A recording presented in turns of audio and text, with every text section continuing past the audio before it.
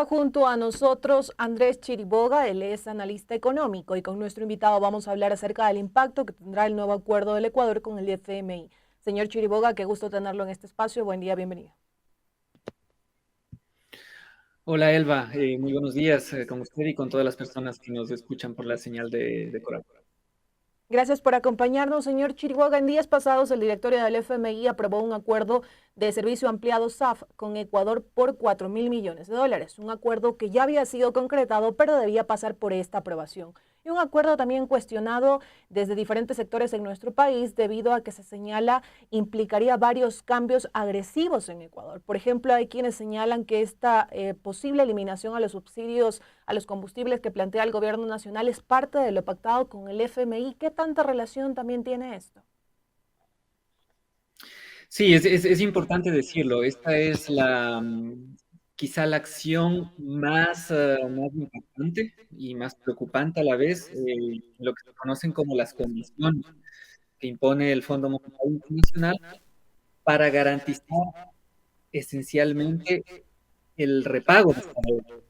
Hay que tener en cuenta que es un tipo de deuda que es muy curiosa, es una deuda que está hecha para garantizar pagos de deuda, tanto al propio FMI, ¿no es cierto?, de los dineros que le dejen al FMI de programas anteriores, ¿no es cierto? El Ecuador ya tuvo en el 2019 y en el 2020 otros programas con el propio fondo y para garantizar el repago de la deuda de 4.000 millones que acaba de tomar el Ecuador. Pero asimismo, para cumplir otras obligaciones con otros tenedores de deuda, con otros actores internacionales que le prestan plata al Ecuador.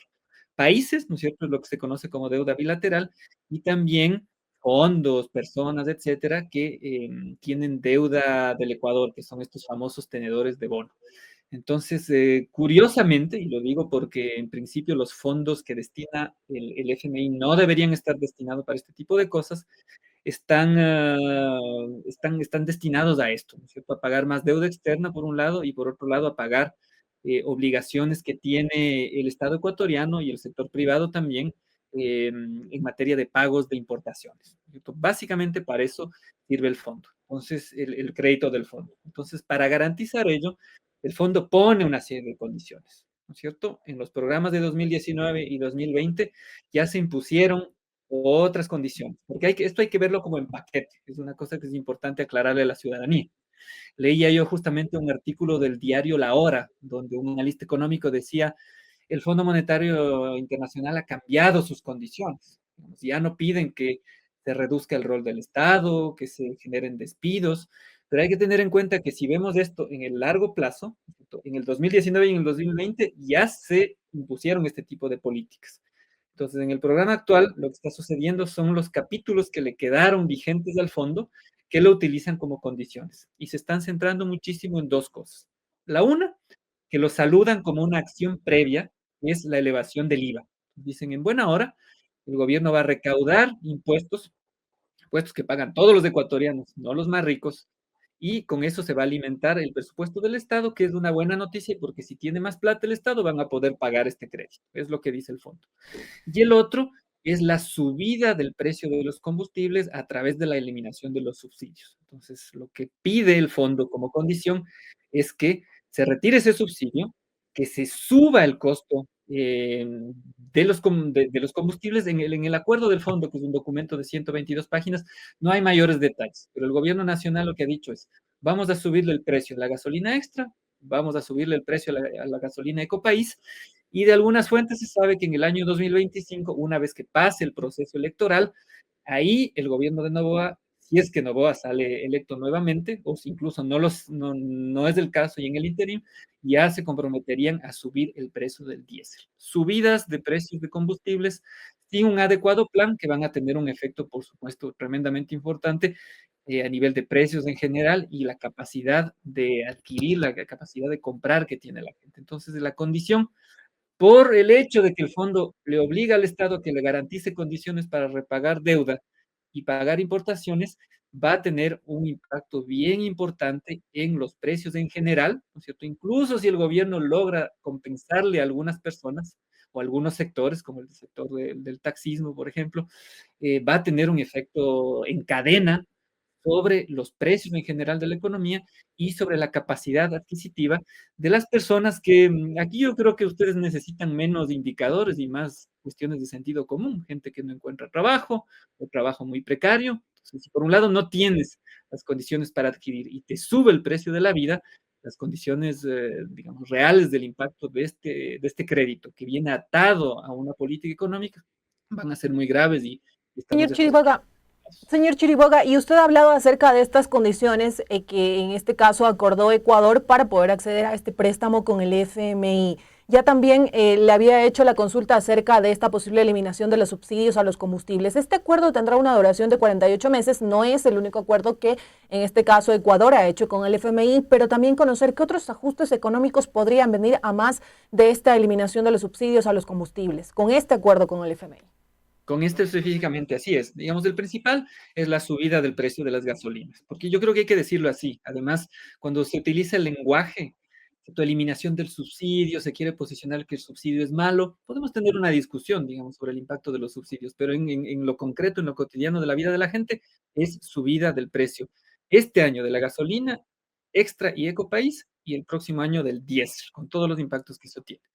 Posteriormente, las condiciones que se establecen en lo que les digo, este documento de 122 páginas, que está disponible de momento en idioma inglés en la página web del Fondo Monetario Internacional, habla también eventualmente de desmontar o retirar el impuesto a la salida de divisas.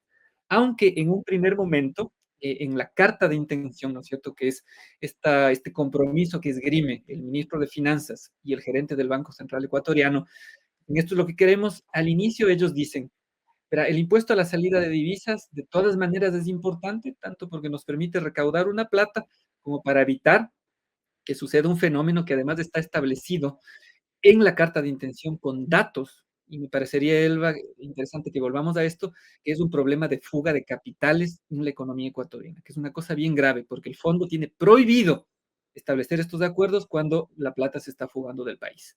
En todo caso, dicen, en primer momento subimos los puntos del impuesto a la salida de divisas, pero nos comprometemos a posteriormente, en los años que vienen, ¿cierto?, durante la duración del programa, a finalmente retirar el impuesto de salida de divisas, que es un interés básicamente para las personas que pueden sacar la plata del país. Segunda condición. Em, Tercera condición, directamente lo que les decía, el Ecuador se compromete a pagar deuda, ¿no es cierto? Se comprometen a una cosa que se llama, ya cuando se hace la traducción al español, se compromete a la no acumulación de atraso de pagos exteriores. Esto quiere decir pagarle la deuda al FMI, pagar deuda bilateral, pagar la deuda que se debe a los bonos y además pagar para que el Banco Central, ¿no es cierto?, con la plata que tiene en la reserva, garantice otros pagos externos que son básicamente plata que los importadores privados tienen que pagar por concepto de importación de televisores y otros bienes. No con esto quiero decir que hay importaciones que sean malas, hay algunas que son importantes, importaciones de bienes de capital, maquinaria, etcétera, que además tienen beneficios tributarios y demás. Pero lo preocupante es que hay algunas importaciones que son suntuarias, que no son necesarias, que no contribuyen al desarrollo de la economía del país, que de acuerdo de acuerdo al programa con el FMI y estas condiciones, tienen que ser cubiertos, ¿no es cierto? Tercera condición. Cuarta condición importante, una oscura reforma tributaria que debe estar más o menos diseñada en conjunto con el Fondo Monetario Internacional para noviembre de 2024. No dicen que la ley ya tiene que estar pasada, pero la interpretación que se puede dar es que ya tiene que haber un proyecto de ley. Entonces, la gran pregunta ahí es, ¿qué impuestos van a poner ahí? Lo único que dice el acuerdo, ¿no es cierto?, el compromiso del Estado ecuatoriano con el fondo es que hay algunos impuestos que se han incorporado de manera temporal últimamente que habría que transformarlos en impuestos más de largo plazo, que estén sostenidos a través de una reforma tributaria. Lo que ahí nos preocupa, por supuesto, es que la línea que ha ido marcando el presidente Noboa, que es parte de un grupo económico, no solo de los más importantes del Ecuador, sino de Latinoamérica, la línea es que paguen las mayorías, ¿no es cierto? Subimos el IVA, pero toda la contribución tributaria, el pago de impuestos o incluso de evasión de impuestos de los grandes grupos económicos es algo que no nos interesa. Entonces, la preocupación es reforma tributaria, que siempre puede ser una oportunidad interesante, pero que paguen todos y que no paguen los más ricos.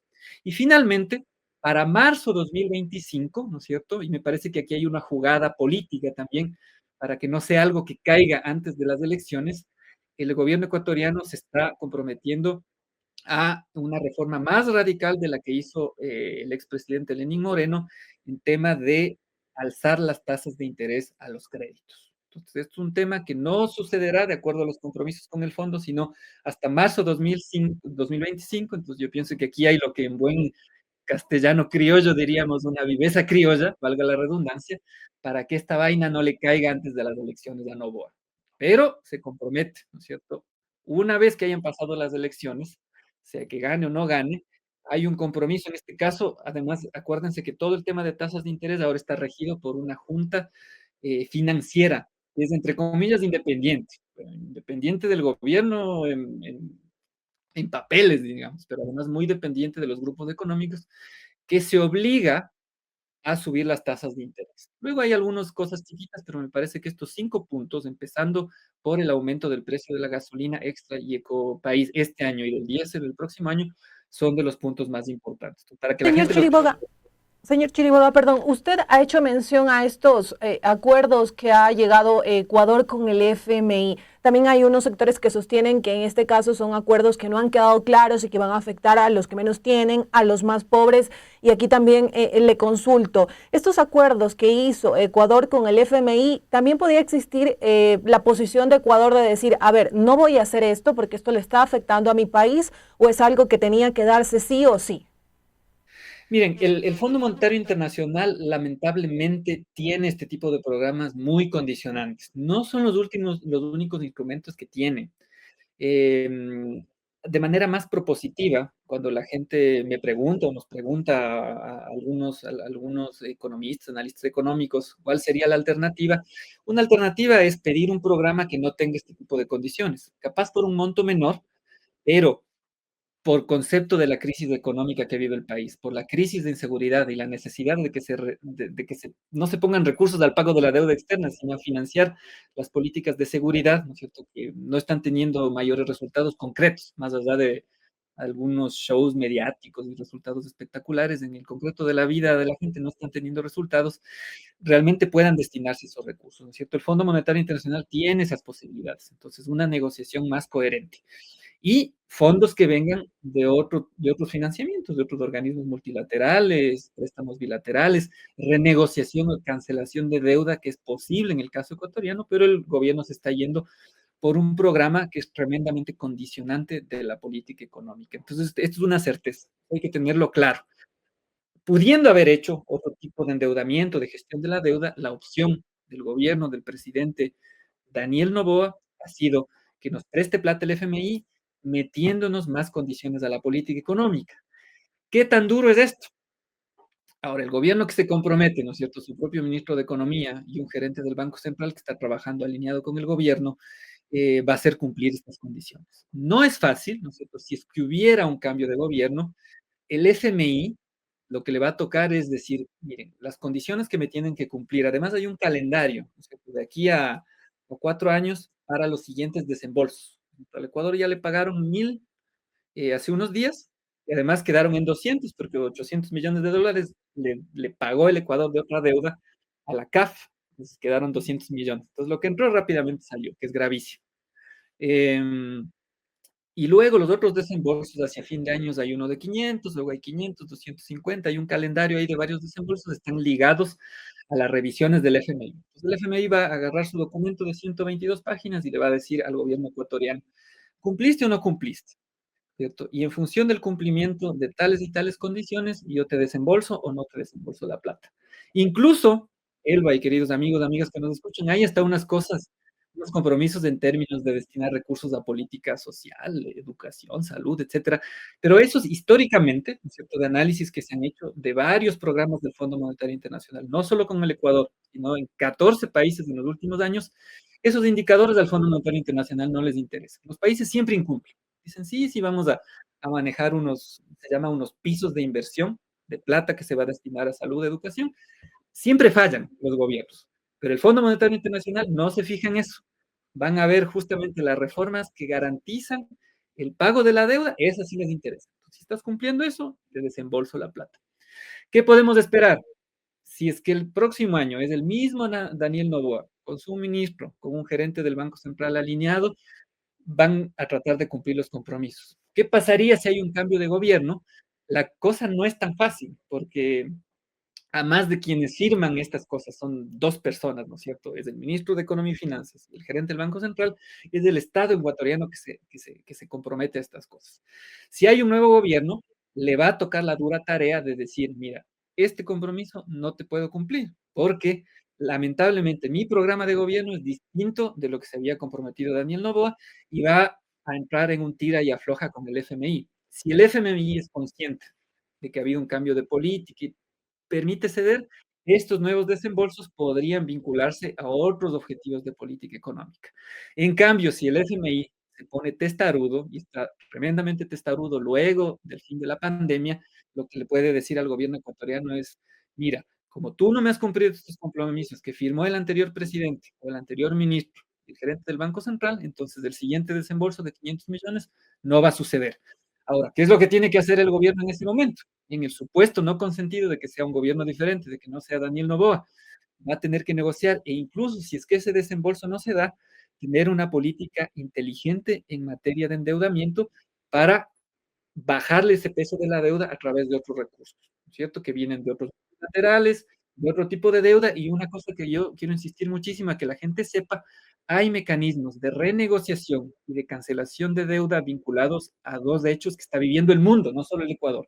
Uno, grandes catástrofes naturales, como el fenómeno del Niño, y dos, al cambio climático. Pero no necesariamente canjes de deuda, que esto se viene hablando en el gobierno de Lazo, se habló mucho de esto, sino postergación de pagos y cancelación de deuda por concepto de los efectos del cambio climático. Entonces, si no entra plata del FMI en un futuro que no sabemos cómo va a ser, un gobierno ecuatoriano, que supongamos que sea distinto, va a tener que hacer una negociación de este tipo para a través de anulación, de cancelación de deuda, de buscar ingreso de recursos sin condiciones, porque el propio fondo, el Banco Mundial, estos fondos que ayudan para el cambio climático, incluso dan plata que no hay que reembolsar, o sea, no son créditos, no tienen condiciones.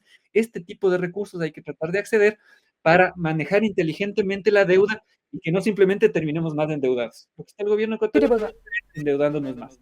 Señor Chiriboga, ya en la parte final y de manera breve, ¿cuál es el futuro, el escenario que tenemos nosotros los ecuatorianos, en este caso frente a este nuevo acuerdo de Ecuador con el FMI? Porque también desde los hogares, desde diferentes espacios, se quiere saber qué es lo que va a pasar también en los hogares ecuatorianos y cuál va a ser el impacto ahí también.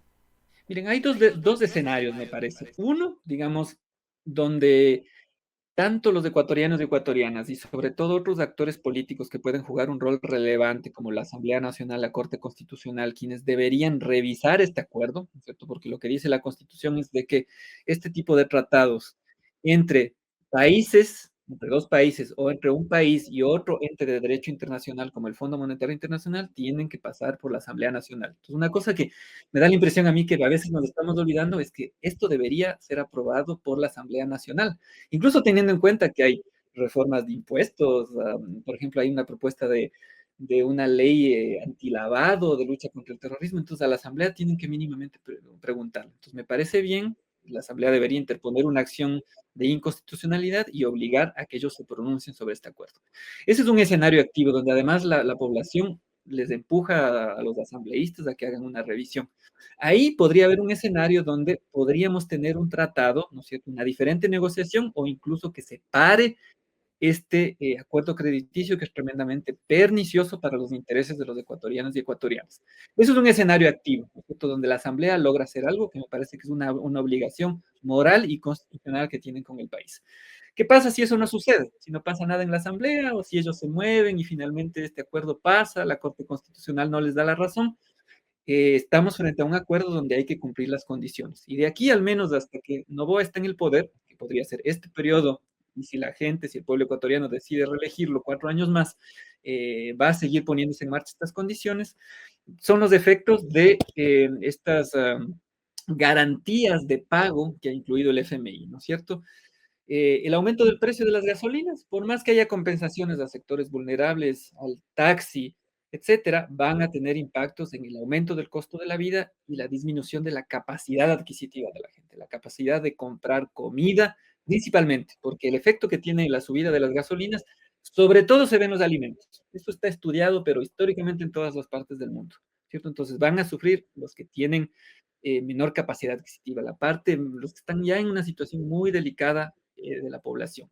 Y por supuesto, ¿no es cierto?, el pago de deuda, destinar más impuestos a pagar deudas, si es una reforma tributaria enfocada en cobrarle a las grandes mayorías y no a los más ricos, todo esto va a tener impacto, sobre todo en la vida de las personas que ya sufren los efectos de la mala política económica, de la pandemia, de la crisis económica y de la crisis de inseguridad. Entonces, en el corto plazo, como les digo, en este escenario donde no pasa nada y el acuerdo con el fondo pasa de agache, quienes van a sufrir lamentablemente son buena parte de las personas que nos están escuchando a través de las redes radios comunitarias. Y les digo, yo les puedo presentar análisis jurídico, económico, pero sobre todo las personas que nos escuchan no me van a dejar mentir porque lo van a sentir en su diario vivir.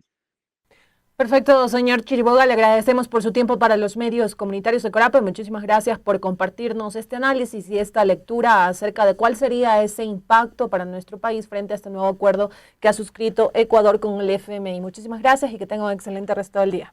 A ustedes muchas gracias por el espacio y felicitaciones por generar debate sobre este tema que no está en la macroeconomía solamente, sino en el diario vivir, en la economía del día a día de las personas. Que pase bien, hasta luego amigos y amigas. Nos vamos a una pausa, pero sigan en sintonía de la red Corape porque tenemos varios temas para compartirles.